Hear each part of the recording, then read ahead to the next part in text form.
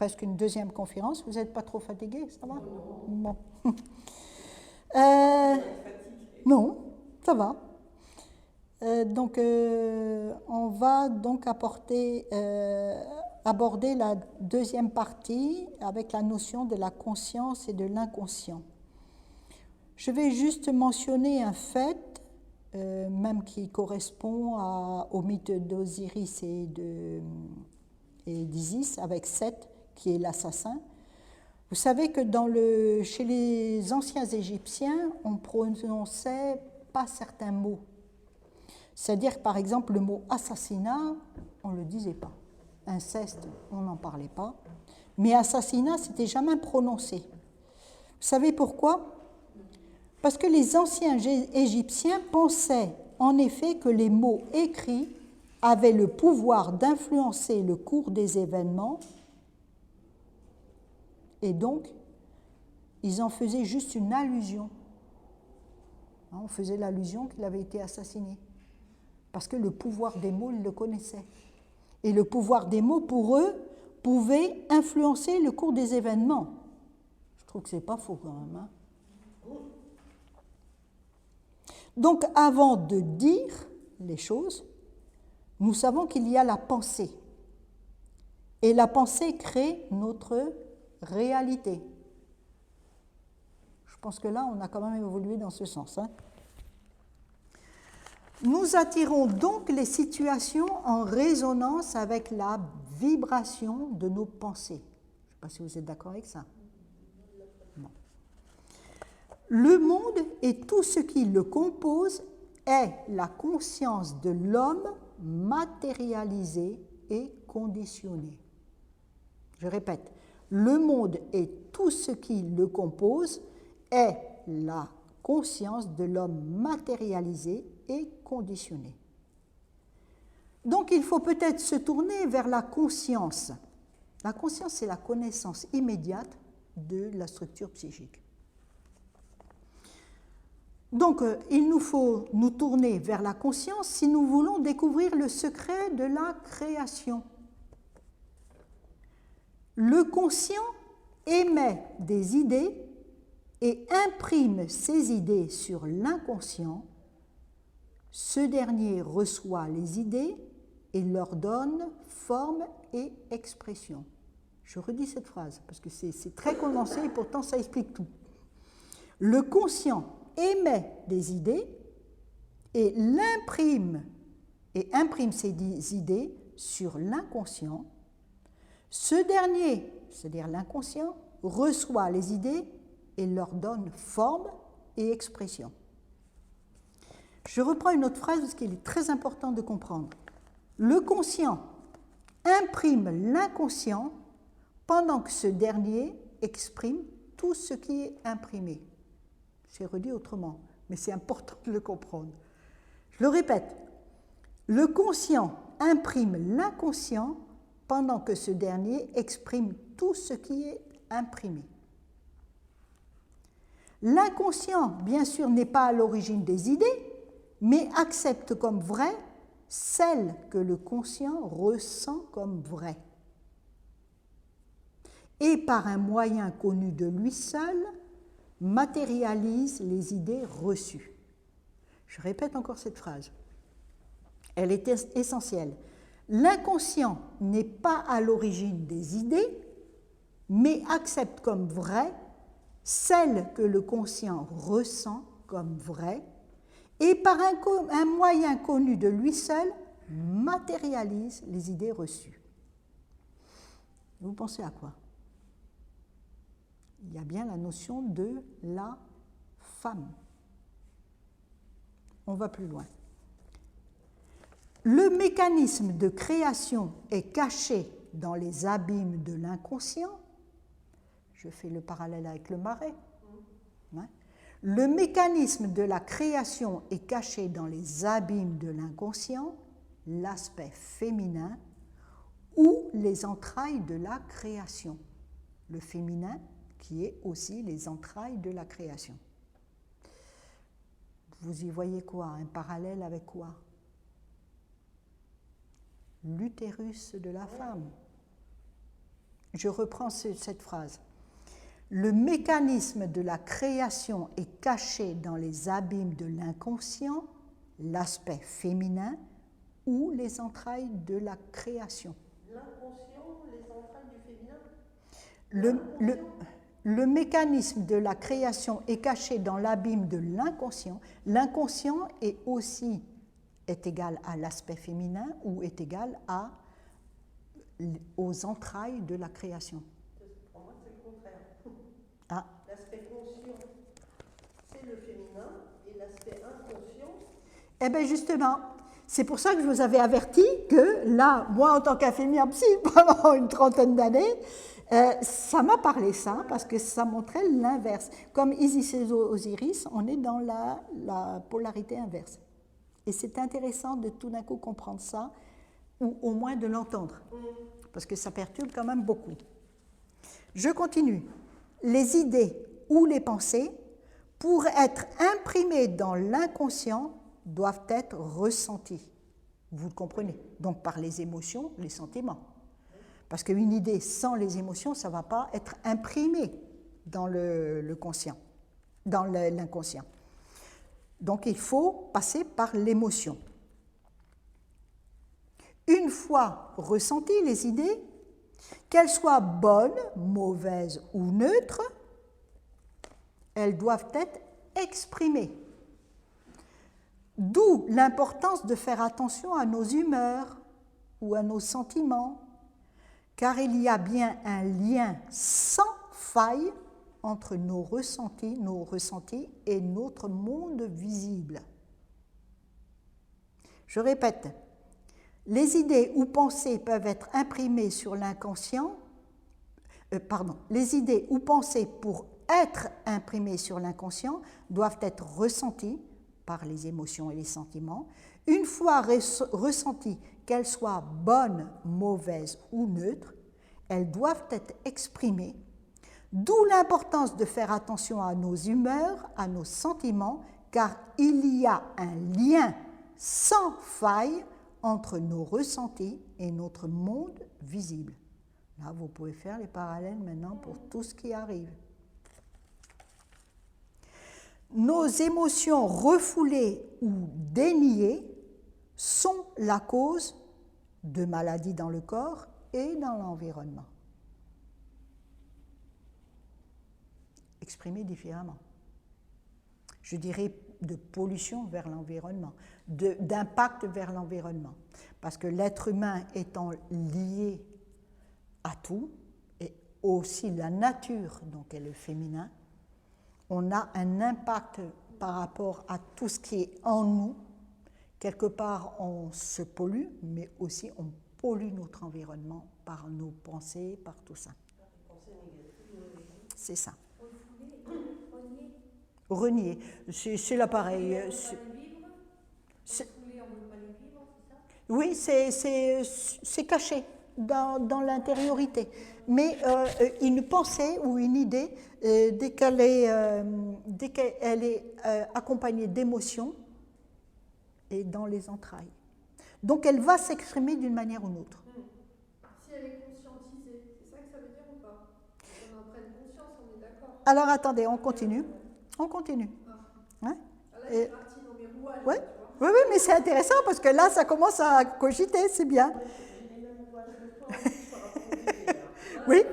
Alors, on continue. Tout ce que l'homme peut ressentir comme vrai, l'inconscient le matérialise. Ça, c'est très, très important. Tout ce que l'homme peut ressentir comme vrai, est-il conscient ou pas? À partir du moment où il considère quelque chose comme vrai, l'inconscient doit le matérialiser. Vous imaginez toutes les idées qui sont là dans le monde depuis des siècles et des siècles, tous ceux qui pensent à Apocalypse et tout ça. L'inconscient est là. À partir du moment où le conscient dit c'est vrai, elle doit le matérialiser. Intéressant. Toute la création se déroule dans le domaine de l'inconscient qui est caché. Tout ce qui est caché, c'est l'inconscient. L'inconscient n'altère jamais les croyances exprimées par l'homme, homme-femme. Hein. L'inconscient n'altère jamais les croyances exprimées par l'homme, il leur fait prendre forme jusqu'au dernier détail, qu'il soit bénéfique ou non. Et là, ça chamboule quand même beaucoup de choses. Hein. L'inconscient n'altère jamais les croyances exprimées par l'homme, il leur fait prendre forme jusqu'au dernier détail, qu'il soit bénéfique ou non. C'est pour ça qu'on voit de tout hein, dans le monde. L'inconscient n'est autre que les entrailles de la terre. Je vous parle toujours autrement, je reviens à la même chose, mais c'est exprimé autrement, pour mieux cerner les choses. L'inconscient n'est autre que les entrailles de la création. Et il ressemble à l'épouse fidèle. L'épouse fidèle qui croit tout, qui espère tout, qui aime en toute occasion. Est-ce qu'elle serait une esclave, un serviteur? Loin de là. Et je prends exprès un texte de la Bible, dans Éphésiens, vous ne connaissez pas, qui nous dit, vous connaissez peut-être, hein, qui nous dit que le mari est le chef de la femme. Alors là, on nous l'a bassiné, mari est le chef de la femme, et blanc, allons-y. Et ce passage, quand on comprend ce contexte-là, ce passage n'est pas à transposer dans la relation terrestre de l'homme et de la femme, mais cette expression est vraie dans la notion du conscient et de l'inconscient. Dans le fait que le conscient, c'est-à-dire l'homme, entre guillemets, il est le premier. Il exprime le premier. Le premier, l'idée, va imprimer l'inconscient, le féminin. C'est pareil pour l'homme qui féconde la femme. C'est d'abord l'homme le premier. Et ce n'est pas une question de... Ça n'a rien à voir, l'homme est le chef de la femme, dans les notions de relation. C'est uniquement dans cette notion-là, dans ce sens qu'il est premier.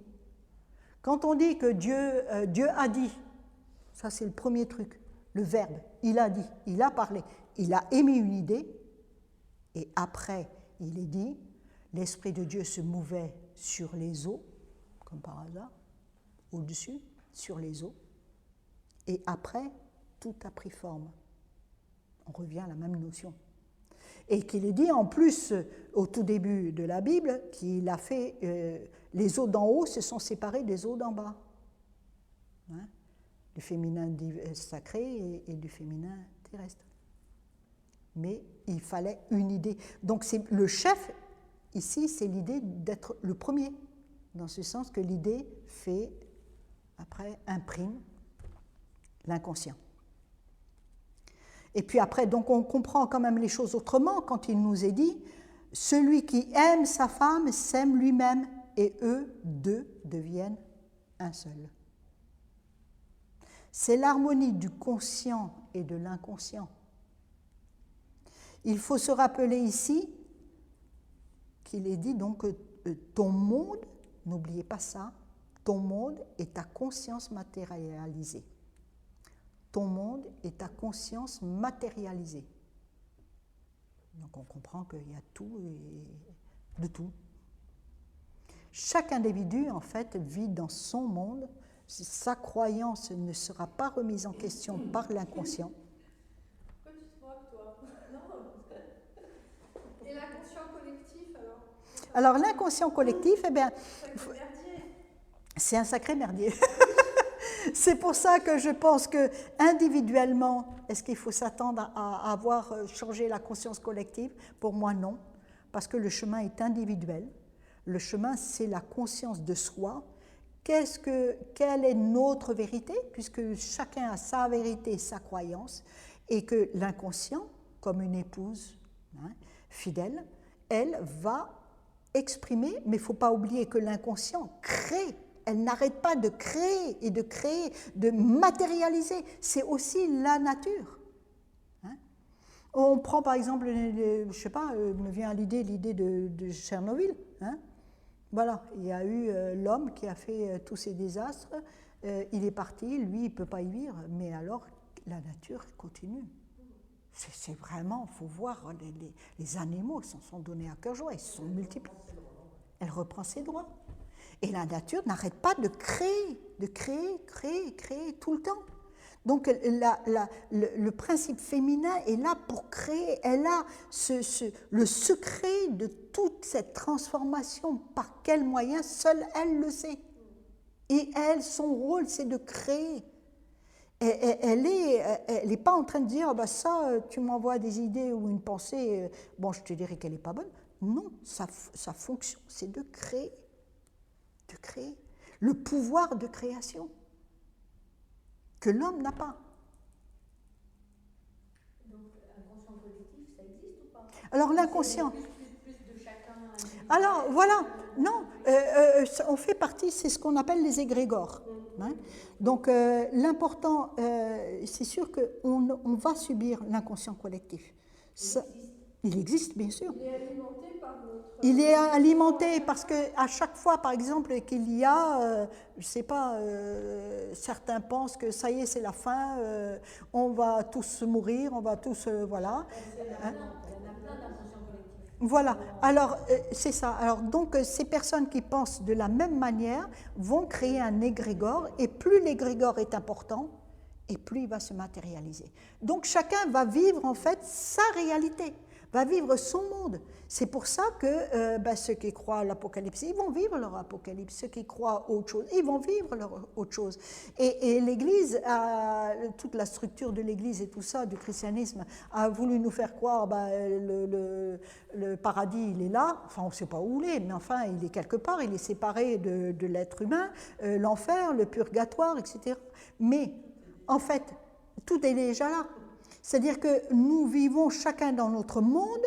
Vous avez par exemple deux particules, enfin deux êtres humains qui sont là. Il y en a un qui va vivre l'enfer et l'autre à côté qui va vivre dans la lumière, dans le lumineux. Et pourtant, ils sont côte à côte. Chacun son monde. Et chacun va réaliser ce qu'il croit comme vrai. D'où l'importance de réfléchir. Et là, on vit dans un contexte où il n'y a plus rien qui tient. On veut s'appuyer sur une logique, on ne la trouve plus. Mais tant mieux, parce qu'on va pouvoir intégrer notre discernement à nous. Qu'est-ce que moi, je considère comme vrai? Nos propres croyances. Nos propres croyances. Et là, aller vers l'inconscient, c'est-à-dire ce qui est caché, l'entraille et le féminin. Qu'est-ce qu'elle va matérialiser de mes pensées? Est-ce que j'ai envie, moi, qu'elle matérialise certaines de mes pensées, de mes sentiments? Par exemple, si moi, je vis toujours dans le manque, « Ah, je n'ai pas un homme, donc je ne peux pas m'épanouir. » Eh bien, l'inconscient va matérialiser, va ressentir ce que toi, tu considères comme vrai, « Je ne peux pas m'épanouir », mais elle va aussi matérialiser le manque, et elle va matérialiser à l'extérieur encore plus le manque. Et encore la dépendance, puisqu'on ne pourra pas être un entier, le masculin et féminin en symbiose, le principe masculin en nous, le principe féminin en nous. Et si on attend de l'extérieur qu'on nous donne tel ou tel épanouissement, tel ou tel bonheur, c'est ce qu'on appelle après la dépendance. Et les égrégores, si un égrégore, vous êtes intégré à un égrégore qui ne vous convient pas, vous en retirez. Mais vous serez toujours, toutes les mêmes vibrations vont se regrouper de toute façon partout. Et d'où l'influence qu'on peut avoir. Quel égrégore on manifeste. Hein? Par exemple, à l'époque où les tours là, aux États-Unis se sont effondrées, hein, il y a eu une idée qui a été d'une violence inouïe, qui a été captée dans l'air, dans l'atmosphère, et il y a eu un appareil, je ne sais plus comment ça s'appelle, électronique, j'en sais rien, qui a capté que 2 jours et demi avant que les tours s'écroulent, ça avait déjà été imprimé dans l'espace. Et tout d'un coup, il y a eu une pique énorme quand les tours se sont effondrées, mais 2 jours après encore, il y avait la trace de cette pensée-là de destruction énorme qui a frappé, ça s'est manifesté. C'était déjà écrit, c'était déjà imprimé. Je ne peux plus te dire. Il y a longtemps que j'ai étudié ça, franchement, je ne sais pas. Mais oui, c'est un appareil qui analyse les vibrations. Ils ont été surpris, ils ont voulu analyser. C'est pas les vibrations de Schumann, je sais pas quoi. C'est.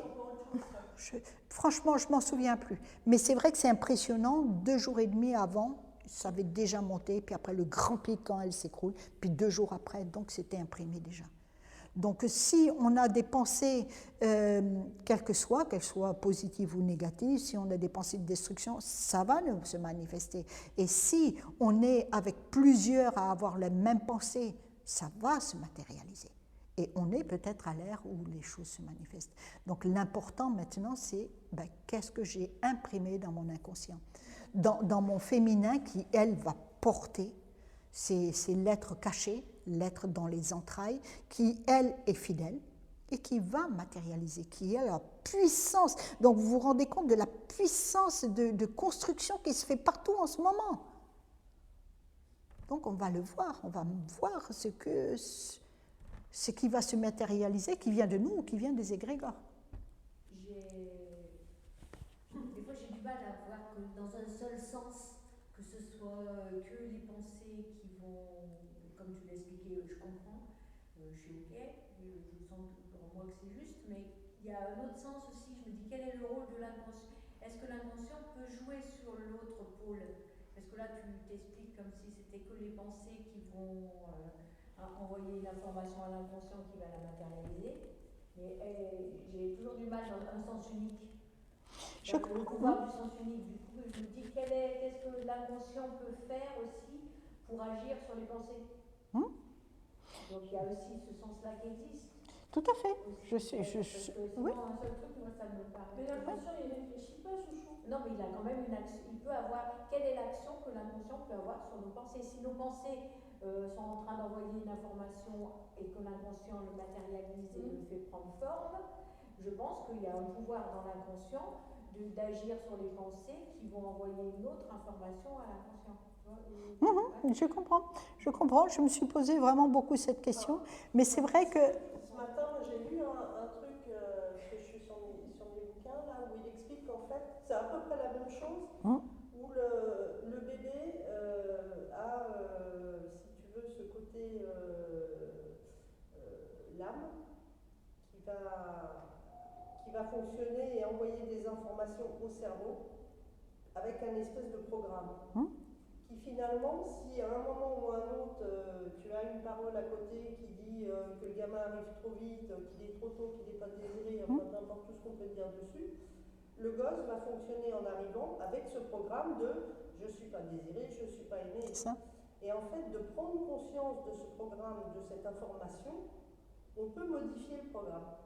Voilà, alors, le modifier. Donc, en fait, tu es en train de parler de l'exercice qu'on va faire. Quelque part, pour moi, c'est effectivement modifier le programme dans l'autre sens. Tu vois, le fait d'avoir un programme comme ça et de dire dans l'autre sens, non, je change, ça ne me plaît pas. Mais par quel outil? Parce que tu parles des pensées d'un autre. Qu'est-ce qui va faire cette programmation? Elle vient d'où du coup? Elle est comme ça. C'est une. C'est ça le truc, c'était un peu la question. Alors, c'est vrai que je comprends très bien ce que tu dis. C'est-à-dire que quand je parle de l'idée et première, c'est-à-dire qu'on a une pensée. Une pensée. Je pense que quand on met en symbiose le principe féminin et masculin, quand ils deviennent vraiment transparents, à ce moment-là, on peut réfléchir sur nos pensées. Quand on change nos pensées, on change tout le reste. Voilà. Mais il faut en arriver. Le masculin va vers le féminin va vers le masculin à un moment donné. Il faut tout d'un coup une symbiose, une unité. Et tant qu'on n'a pas compris ça, c'est très très difficile. C'est pour ça qu'il est important, je trouve, que l'on vit dans une situation où là, plus rien ne tient. Et on va avoir des tas de choses qui vont nous choquer parce que tout va se matérialiser en même temps. Et peut-être que là, il y aura quelque part, ça va créer un déclic. Mais quelles sont mes pensées? Et le féminin et le masculin a intérêt à aller vers le féminin d'abord, parce que là, elle a été vraiment... Et quand ils seront en symbiose, eh ben, il y aura une autre création. Mais la pensée est première. On ne peut pas changer nos émotions, sinon on ne veut pas voir, mais quelle est la pensée qui se cache derrière?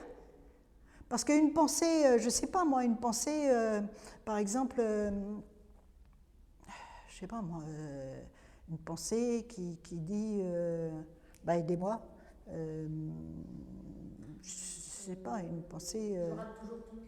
Hein, voilà, c'est ce que j'allais dire, oui, un peu dans ce sens. Moi, j'allais dire je suis nulle, mais je trouvais que c'était un peu gros. Hein, Du coup, ça crée une émotion. Une émotion, Évaluation. voilà. Et quelque part, donc, le féminin va s'emparer de l'émotion, c'est-à-dire que qu'est-ce que tu as dit? Je suis capable de rien je suis capable, je fais rien puisque je suis capable de rien faire. Ça va créer une espèce d'immobilisme et ça va se matérialiser où je ne vais pas bouger. Parce que de toute façon, ce que je fais rien, et ça va enfoncer donc la déprime. D'où, après la pollution extérieure, une personne qui est très déprimée va être attirée ou va attirer les personnes déprimées. Ça crée des égrégores. C'est lourd. Ce qu'on dit aussi, c'est que les croyances font plus souffrir que les vraies douleurs, en fait, que les émotions. C'est ça. C'est ça. En fin de compte, Parce qu'elles ne sont pas forcément vraies. ouais. Mais on a basé tout notre processus psychologique sur une croyance. On nous a tout le temps intégré des croyances. Et comme on s'est forgé sur certaines de croyances, et on ignore ça, parce qu'on pense que les autres pensent comme nous. Bah, d'ailleurs, c'est pas souvent les nôtres de croyances, c'est souvent celles qu'on nous a léguées, qu'on nous a mis dans Mais qu'on en a acquis comme vrai. Oui, donc c'est pas remis en question. Voilà. En fait, D'où l'importance de remettre en question les croyances et quelque part les pensées, les idées. Et donc, c'est ça. tout à fait. Donc un travail incroyable. D'où après, quand on a remis en question qu'on n'a pas la vérité, que chacun a sa propre vérité, mais est-ce bien pour nous tous? Est-ce bon pour moi? Si je dis je suis nul, je vais commencer à me mettre des douleurs gastriques, je vais avoir des problèmes au ventre, etc. Est-ce que c'est bon pour moi? Chacun voit. Mais on a tellement intégré des choses qu'on ne se remet pas en question. Donc et on vit une période qui est très très intéressante pour ça. Tu crois qu'il y a un éveil par rapport à ça? Oui, je crois que oui. Oui. Je crois que oui. Et même la nature nous y aide. Les vibrations ne sont pas les mêmes. Et là, il commence à y avoir une prise de conscience et c'est très bien quelque part parce que le virus, il n'a pas apporté que des bonnes choses, mais il nous a fait aller vers notre intériorité, vers nos appartements, vers notre lieu. Qu'est-ce qu'on en fait? Est-ce qu'on en profite justement pour penser les choses autrement, pour lire des choses que j'ignore, etc. Est-ce que je vais vers mon intériorité ou est-ce que je suis toujours en colère contre tout le monde? Qu'est-ce que j'en fais? La nature en même temps se repose, c'est extraordinaire. Elle se repose, on entend les oiseaux qui entrent, on les entend plus chanter, on voit des animaux arriver dans les villes, on voit, c'est incroyable. Je pense qu'il y a un travail en fait énergétique quelque part qu'on perçoit souvent qui fait qu'une personne éveillée va en éveiller une deuxième, une troisième, une quatrième. C'est ça. Il y a quelque chose qui se... Tu sais... L'histoire du centième singe. Ouais, ça. Ouais. Voilà. Donc ça, c'est important. On ne va peut-être pas prolonger, on avait dit qu'on ne discuterait pas, qu'on discuterait après. Donc on va, voilà. Et qui est après à reprendre la conversation. Maintenant, si vous voulez bien, on va faire un essai. Je vais vous proposer une séance. Et là, ça va être un peu compliqué au départ parce qu'on a dit beaucoup de choses. Donc ça rumine, ça cogite, ça part un peu, hop, il y a des trucs là-haut, je pense à ça, je pense à... C'est normal, c'était le but. Mais en même temps, là, on va essayer de laisser ça de côté, non pas oublier ce qu'on a, ce qu'on a entendu, on va le mûrir plus tard, on va en reparler, on va questionner tout ça, on ne va pas forcément être d'accord, qu'importe, mais là, on va essayer de laisser ça de côté maintenant. Et là, on va apprendre à se détendre. Donc, il va falloir quand même un petit moment pour... je vais mettre une petite musique.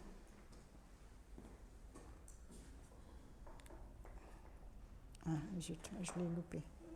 Non, c'est juste à l'ouvrir, c'est tout. Ah, c'est bon? Tu veux ça couette? Ah, moi j'y vais, là. C'est bien. Voilà. Alors, on va doser là. Tu l'as mis au minimum? Voilà.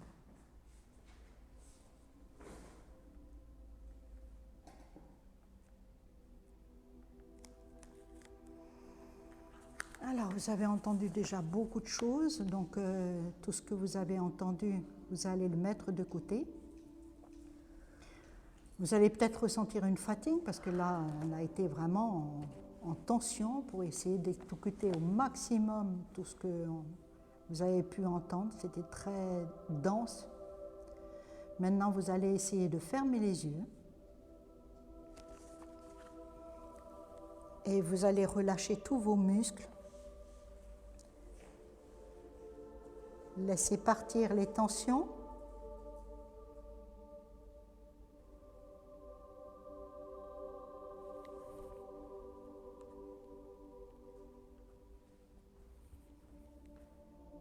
Essayez de faire un peu le vide dans votre esprit, même s'il était un peu en ébullition jusqu'ici. Hein. Voilà, vous faites un peu le vide. Et vous vous offrez ce moment qui est à vous.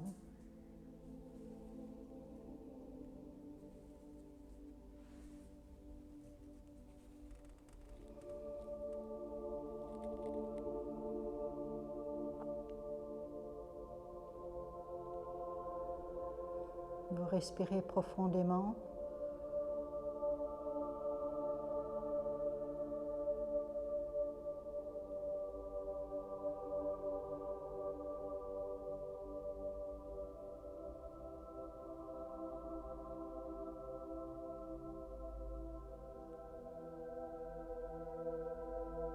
Vous reconnaissez que vous êtes avec tous ceux qui vous entourent en ce lieu.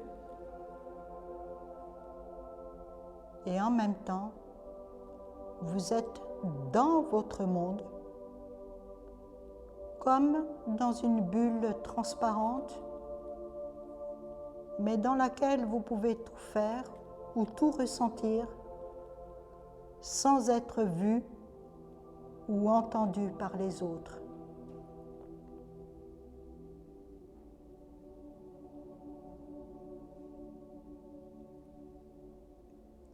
Cela crée une totale détente en vous.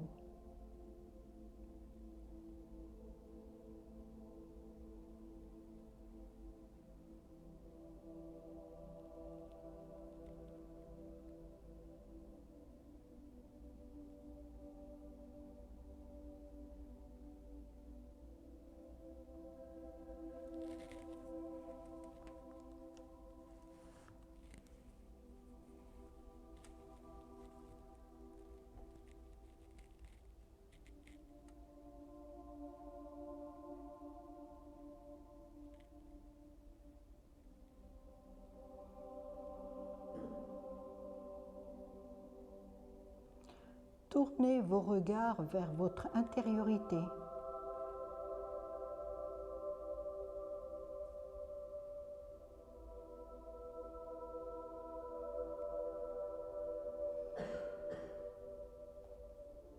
Et là, maintenant, vous remarquez comme une étincelle de lumière au plus profond de vous. Et vous êtes attiré, comme hypnotisé par elle.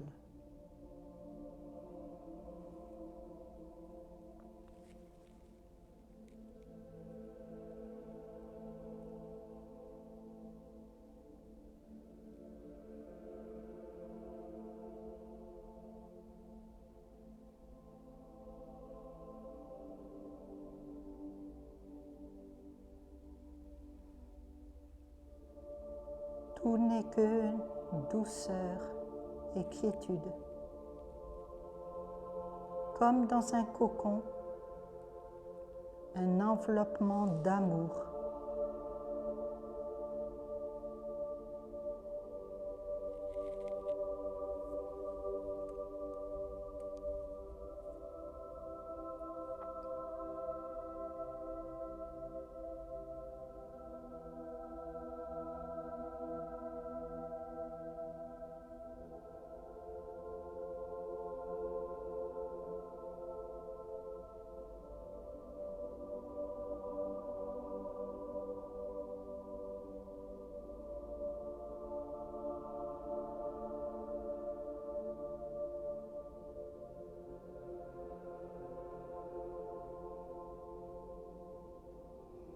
Laissez-vous porter par cette lumière.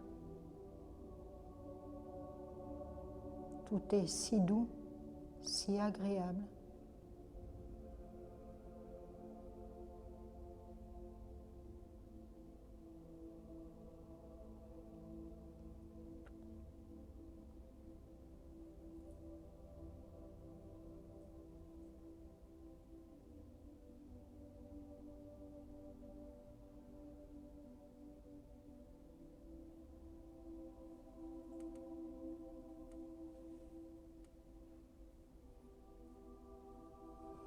Dans cet état, tout est aussi en mouvement. Et un fragment de cette lumière se sépare et se place au-dessus de vous.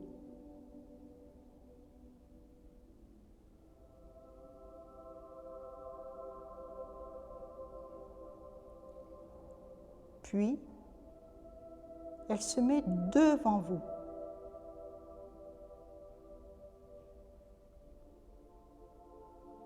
Elle se déplace encore. C'est une invitation pour vous de la suivre.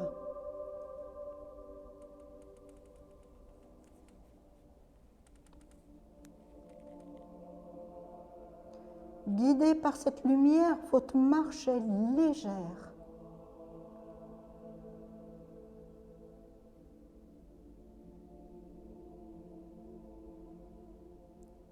Cette lumière s'arrête un court instant devant une étendue d'eau.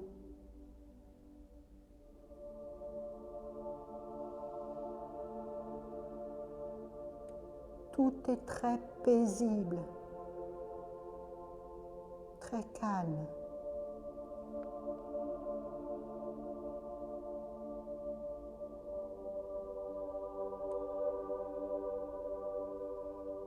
Cette étincelle de lumière se positionne comme à l'arrêt devant l'étendue d'eau, puis va de l'autre côté de la rive.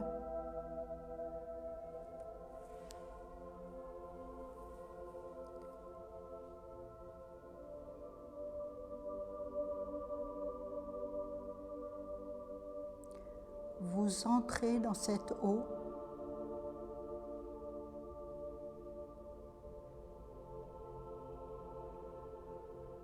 Vous vous immergez dans cette eau et vous êtes apaisé.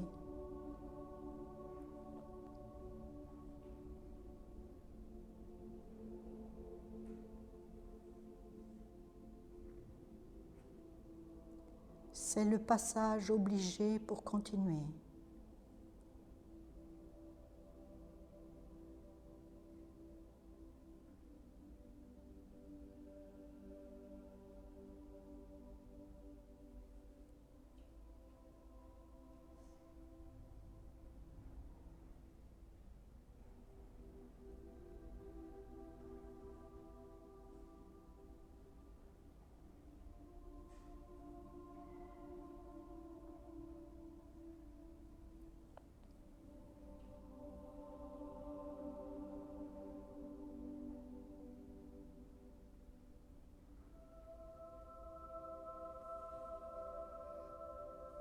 Et tout est toujours en mouvement.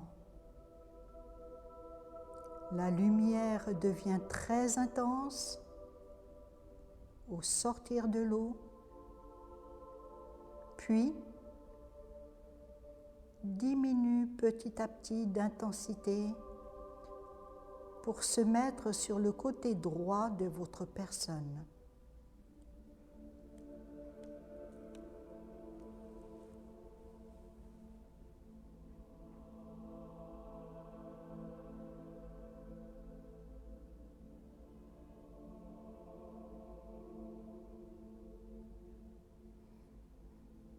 Devant vous, les choses ont encore changé et tout s'est obscurci. Vous êtes intrigué, mais pas vraiment menacé.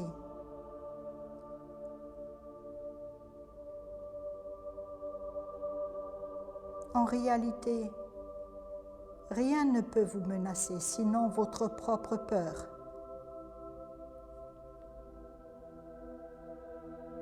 Dans ce cas, vous pouvez faire le choix de revenir dans cette salle, tout simplement.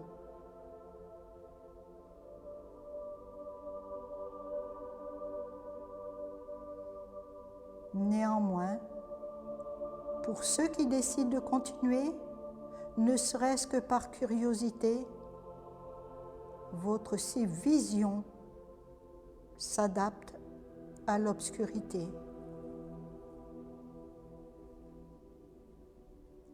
Et vous apercevez devant vous, dans la pénombre, un escalier.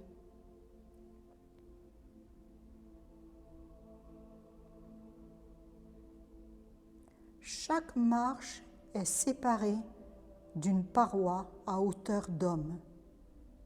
Il va falloir faire quelques efforts pour atteindre la marche suivante. Et aussi un peu vous faire confiance.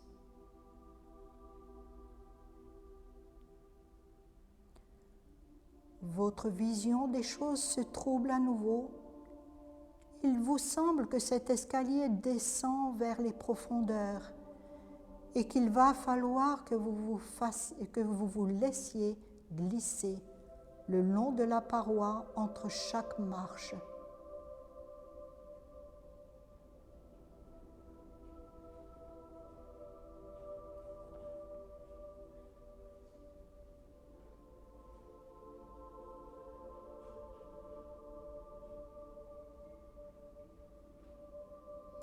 Votre âme décide de se lancer. C'est individuellement que tu dois continuer.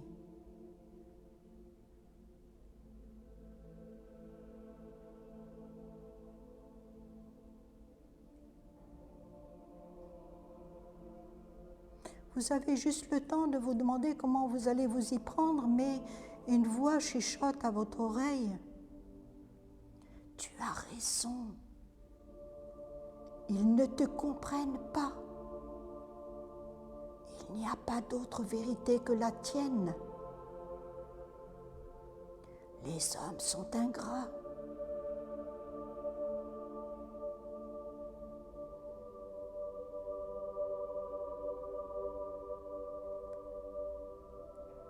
Rappelle-toi que tu peux toujours revenir et faire le choix de faire demi-tour et de revenir dans ce lieu. Il n'y a pas de pression à avoir.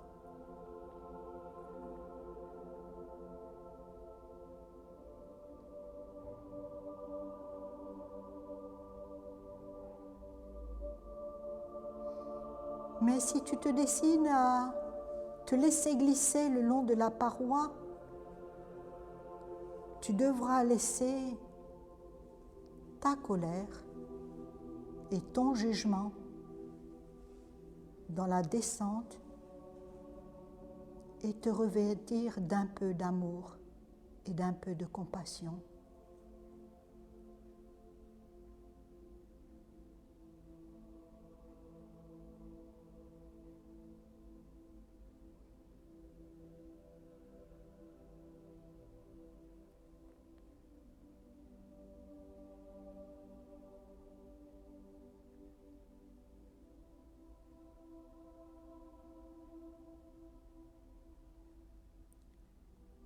Voilà la deuxième marche.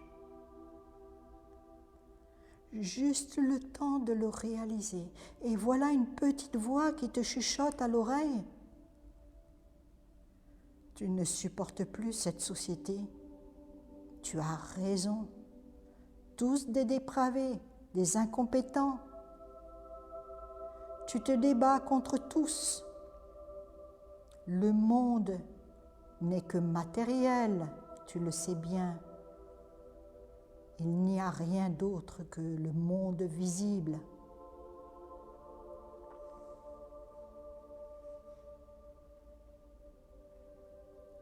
Une autre voix rajoute, tu es nul, tu ne t'aimes pas, ta vie est un désastre, tu n'as pas beaucoup de succès.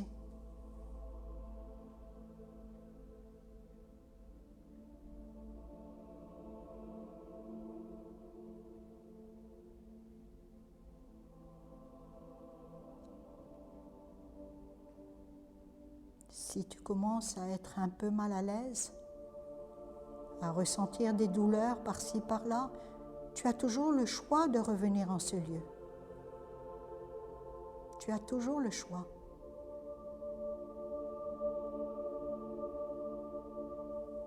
Personne ne te jugera ni même saura quoi que ce soit de toi.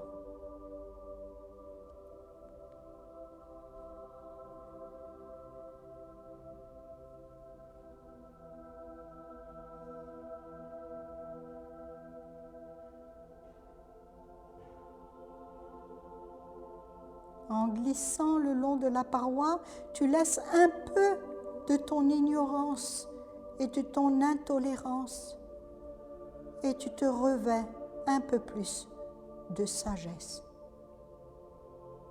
et de compréhension.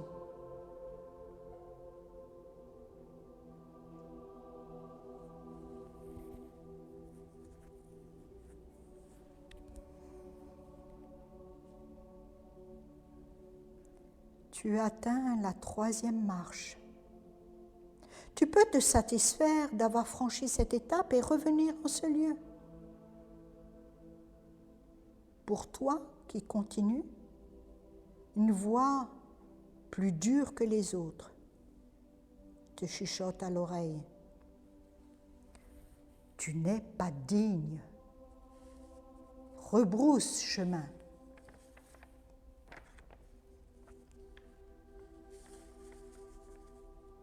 Tu sais, tu peux changer de point de vue avec tout le monde. Tu es dans l'apparence. Tu trompes ton monde. Tu vaux mieux que tout ce qui t'entoure.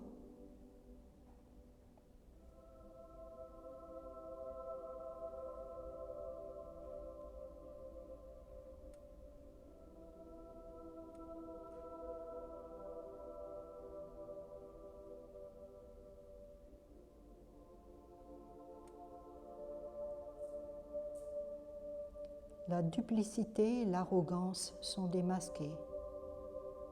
Tu revêts en ce moment encore plus d'honneur et d'humilité.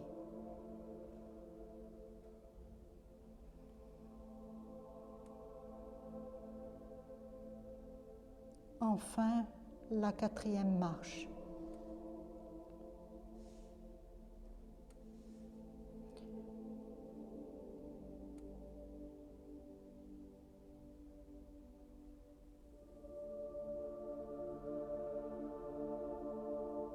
Une petite voix plus oppressante encore te chuchote à l'oreille.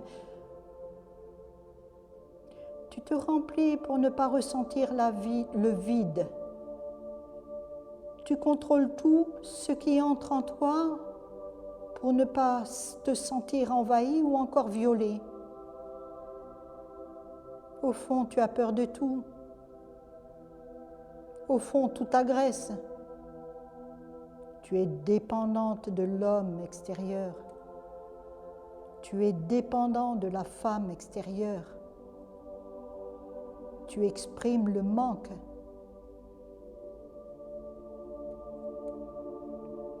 Mais toi maintenant, tu fais la sourde oreille.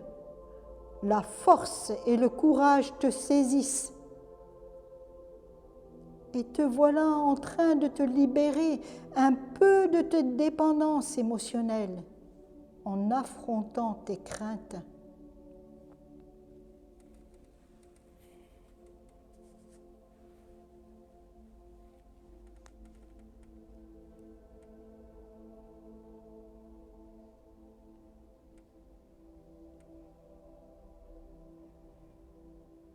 Alors le maître du monde se tient devant toi et te revendique pour lui-même.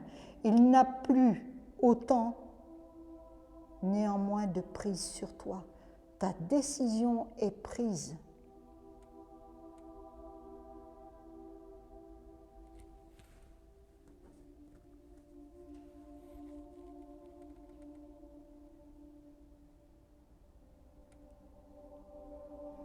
Et là, tout change à nouveau.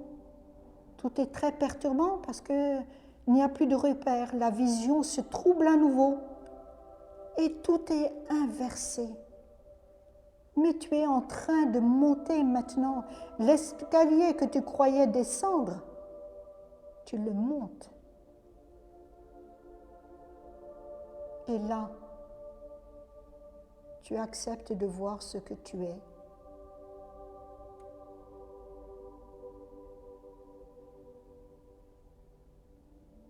Tu ne veux plus de filtre. Tu acceptes la clarté sur tes sentiments refoulés.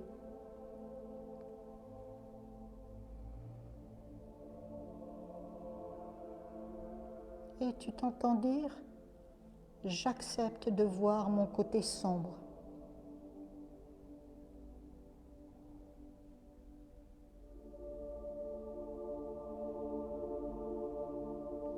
Je commence à me connaître moi-même en clarté et en vérité pour la première fois.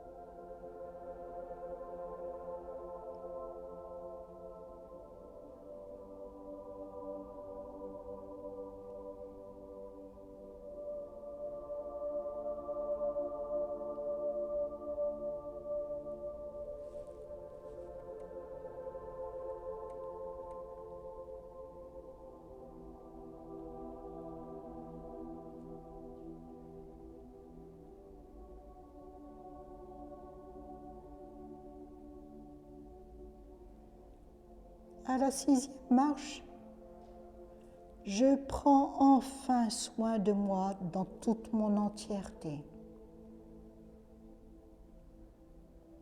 J'ai la capacité de guérir mon âme et mon corps.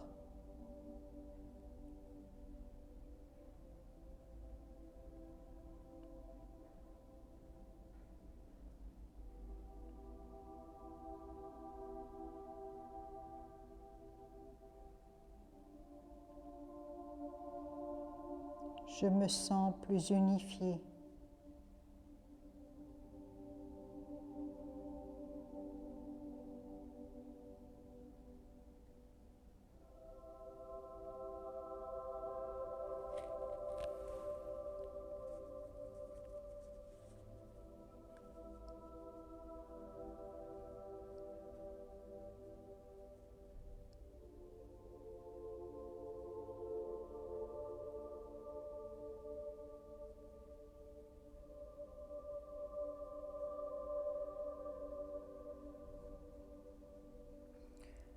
Je n'ai plus les repères d'avant.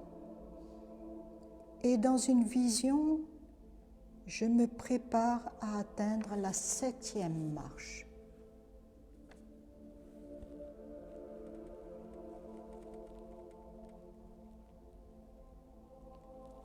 J'accède à la 7e marche que par la vision, où j'accepte la lumière et la bonté.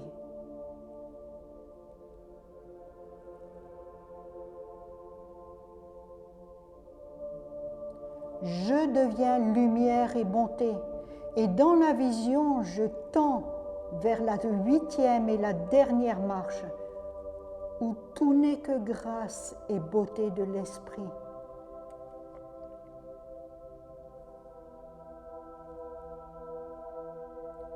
Tout, mais vraiment tout, se dissout et disparaît dans un éclat de lumière pareil au soleil.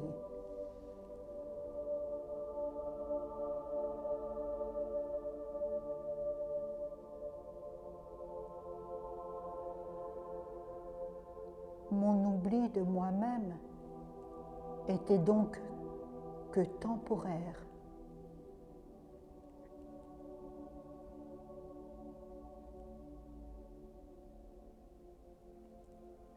Je suis dans le repos de l'éternité, en silence.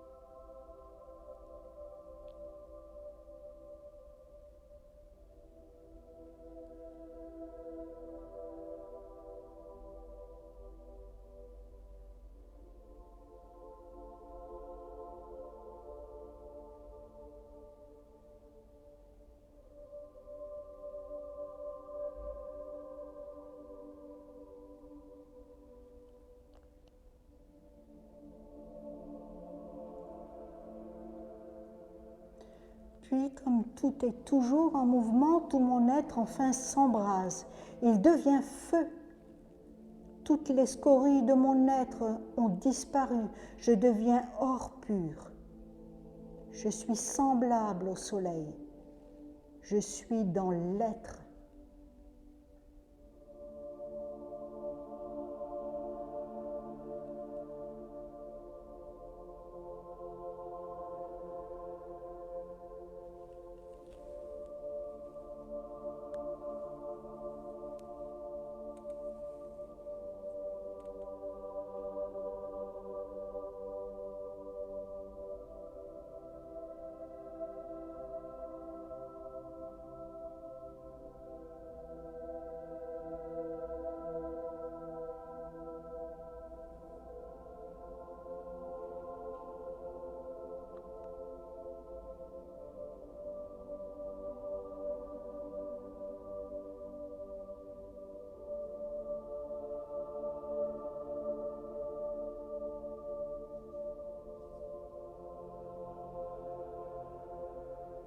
Et du plus profond de mon rêve, je m'entends me dire, la 8e marche est à venir. C'est le baptême de feu. Celui-ci est à venir et tu as néanmoins la perspective du tout réalisé, le un absolu. Tu pourras revenir sur ce chemin autant de fois que tu voudras. Tu te laisseras descendre et monter les marches tant que tu en auras besoin, à ton rythme et selon ton choix. À un moment donné, tu pourras réaliser que, en reprenant ce chemin, cet escalier, tu démarreras peut-être à la 2e marche, ou peut-être même à partir de la 3e marche, ou de la 4e. Tu es devenu responsable et maître de ta vie.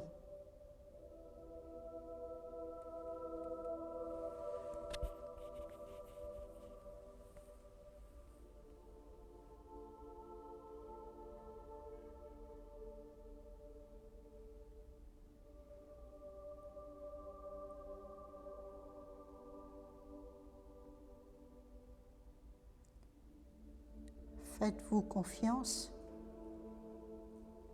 et ayez de l'amour pour vous-même. Alors, vous pourrez irradier à l'extérieur de ce que vous êtes réellement.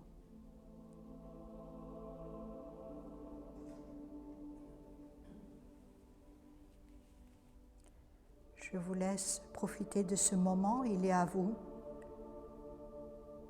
Et quand vous le désirez, vous revenez dans ce lieu.